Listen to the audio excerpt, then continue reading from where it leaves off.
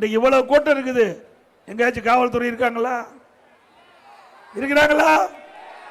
திமுக தலைவர் வந்தா 2000 காவலர் நிறுத்துறாங்க. ஏன்னா கூட்டம் வராது.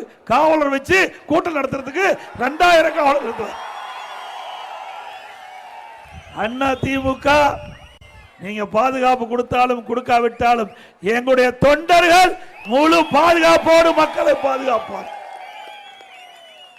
அனைத்து இந்திய அண்ணா திராவிட முன்னேற்ற கழகத்தை தோற்றுவித்தவர் பொன்மனச்செம்மல் புரட்சி தலைவர் எம்ஜிஆர்.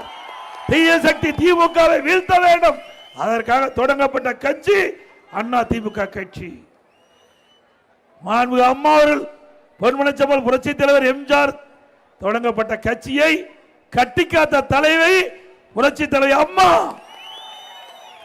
இருவரும் தலைவர்கள் நாட்டு மக்களுக்காக வாழ்ந்து மறைந்த தலைவர்கள் நம்முடைய இயக்கத்தை இன்றைக்கு நாட்டு மக்களுக்கு அர்ப்பணித்து விட்டு சென்றிருக்கின்றார்கள். இந்த இயக்கம் மக்களுக்காக பாடுபடுகின்ற இயக்கம். திராவிட முன்னேற்ற கழகம் குடும்பத்துக்காக பாடுபடுகின்ற இயக்கம். இதுதான் அண்ணா திமுகவுக்கு திமுக உள்ள வேறுபாடு.